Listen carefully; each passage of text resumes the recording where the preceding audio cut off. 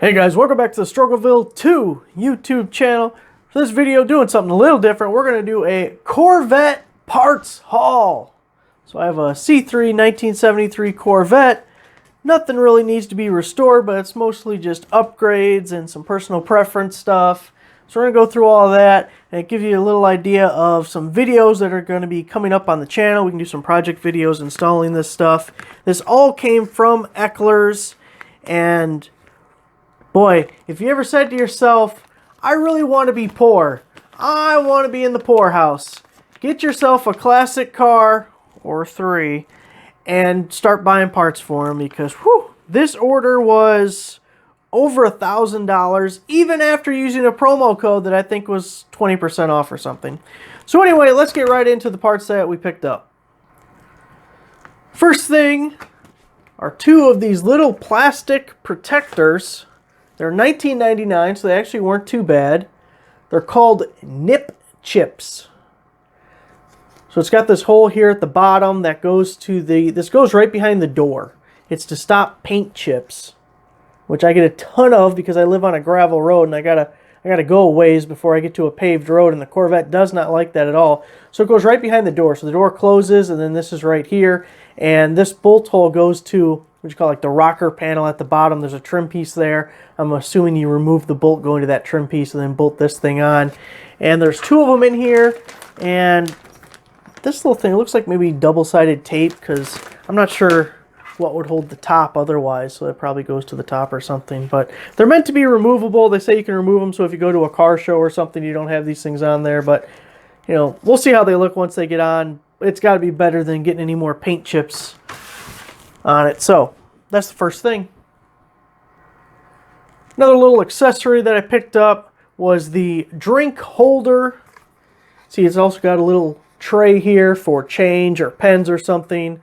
These pieces come out if you have a larger drink to put in it. It's got these two little tabs. So this goes with your emergency brake right down the middle of this thing. And I haven't actually looked at the car, but this has to be close to a position where there are screws for that little center console emergency brake guy. It does say it fits several years. Here it says 68 to 76, and then 77 to 82 you have to drill your own holes, which isn't the most ideal, but I guess it makes it a little more versatile. In their catalog, they actually have a wood version also, but I couldn't find it on the website, and I entered the model number directly from the catalog, and the page doesn't come up, so maybe they don't make the wood version anymore. But the interior on the 73 is black anyways, so this fits pretty well. I think it'll look more or less like a factory deal once it's in there. If I didn't mention, that was $29.99.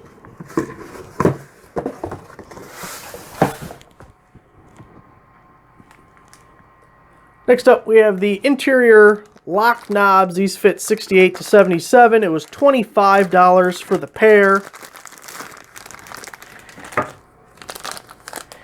And you can see, if you've ever taken off a door handle or a knob like this, they're all the same with the little clip on the back and the splined thing. There's a shaft on the door itself that turns it.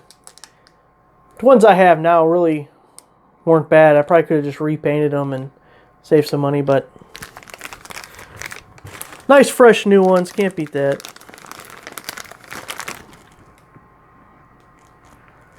Picked up a new Ashtray Insert. It was $14. I don't smoke. I would definitely, if I did, not smoke in the car.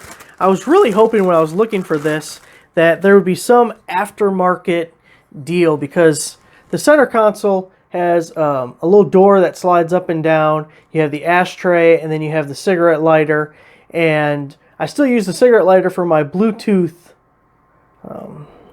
music player, but I was really hoping for something that was aftermarket that you could do with it other than an ashtray and cigarette lighter, but I didn't see anything. Mine's a little rusted up, so $14, little upgrade, easy to do. There's also a little light in there that I got to fix anyway, so while it's out, it only takes 2 seconds, it pulls right out, but anyways, while it's out, we'll be messing with that also. Now we're getting into one of the items that they nickel and dime you on. This is for the TTop. It's an adjustment bolt. I bought 4 of them. Those are the other 3. They're $4 a piece. And it's just this bolt with a rubber seal that goes through it. So it adjusts the alignment of your T-top. There's one in each corner. That's why you have 4 outside corners. And that little rubber thing goes all the way through. This screws in to the T-top. 3 out of 4 of mine were missing the rubber, so I thought, well, hell, if you're going to buy 3, you might as well buy the 4th and get a new rubber for the last one. Last thing you want is a dried out split rubber. Then I picked up an exterior door handle for the passenger side. This was $35. And the one on there currently, the spring doesn't hold the door flap in position, so it kind of sags. So I decided just to go with a whole new one. So currently the passenger one just kind of sits like that all the time. It's not up flush like it should. You know, I just bought the right side one, and this one's shiny new, and it might make the other one look old. So we might have to replace them both at some point. But right now it functions, and I don't notice the difference anyway. We'll see once this one's on. But it looks real sharp. I love the door handles on the Corvette.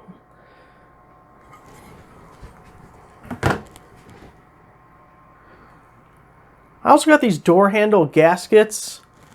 It says 1 door handle gasket on here. I'm assuming it came with the handle, and it's just in separate packaging, because I don't have a separate item on the receipt showing this gasket. And I don't remember if it was supposed to come with it or not, but that was in the box. Next up is a pair of interior door handles.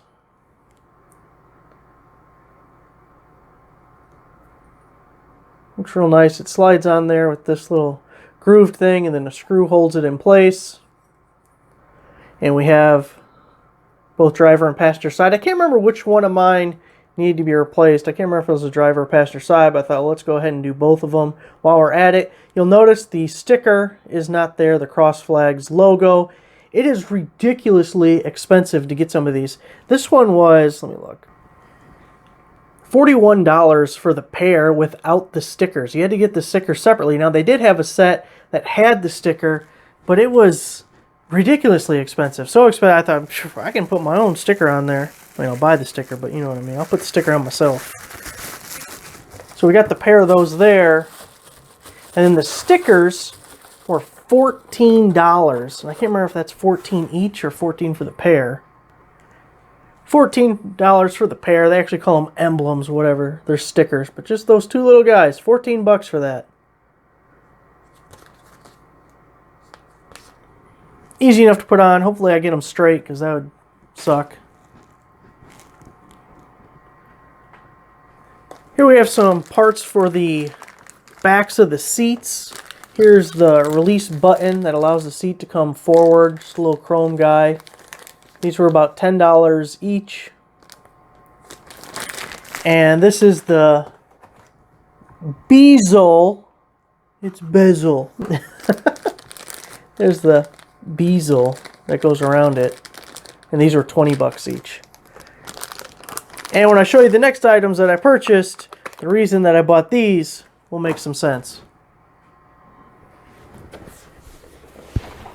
And we picked up new seat covers. Can't tell from this close. There's the back. They are leather-like. They were $378. There's the bottom. You'll have to take my word for it that there's another set.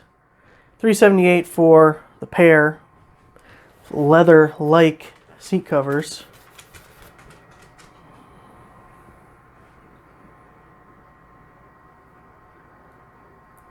Picked up new seat foam to go with the new seat covers. That was $220. Again, for a pair of them. Last but not least, picked up a stainless steel luggage rack. This is the earlier version, so it's the 6-hole. I think it'll look pretty sharp. Add a little shininess to the back of the Corvette, so it's not so plain back there. You do have to drill your own holes, and they sent instructions. We'll do a video on this if it's successful. Well, They give you kind of instructions. It's just a page out of the assembly manual that more or less tells you to center it. And I thought, well, no kidding, I could have got that much on my own. This was a dealer installed option, so there could be slight variance from where one is mounted to the next. But one most important thing is right in the middle here is your gas cap, your door. So you definitely want it between there so it doesn't hit. That'll give you some line up, but as far as front and back goes, we'll just have to throw it on there and see what we like. But this was $255. Comes with also the hardware and, you know, what you need to mount it. All this stuff in the video was $11.06, plus they charged $83 for shipping. Gouged the hell out of me for the shipping. That is really bad. As someone who ships things every single day, I know it didn't cost them that much. Plus, they're likely a big enough company that they get substantial shipping discounts. So that's one thing to be aware of, is you're going to get screwed on shipping from them. And then the promo code took off $187, and then I paid $62 in tax. My grand total, everything said and done, was $1,066.01. So, like I said, if you want to send yourself to the poorhouse, get yourself a classic car, start fixing it up. That's pretty universal, but not entirely. If you compared these parts to like Mustang parts, that Mustang I got, those parts are a dime a dozen. Cheap! Not a thing on that car is expensive. And the Corvette, you can get some stuff that's cheap, but as soon as it becomes a part that is specific to the Corvette, like the seat covers, the luggage rack, anything with the emblem on it, you're going to pay through the nose. Through the nose. I don't even know what that means. I think that's a saying, though. Anyway, guys, thanks for watching. Give the video a like, subscribe for a subscriber. Several of these things we'll do videos on in the future. Seat covers I've never done before, so it wouldn't be like a how-to video. It's mostly watch some idiot try and struggle to put on seat covers and hope they turn out all right. Same goes for the luggage rack. Let's hope it's not crooked, because that'd piss me off. But, you know, you live and learn. Learn from others' mistakes. Thanks for watching, guys. See you next time.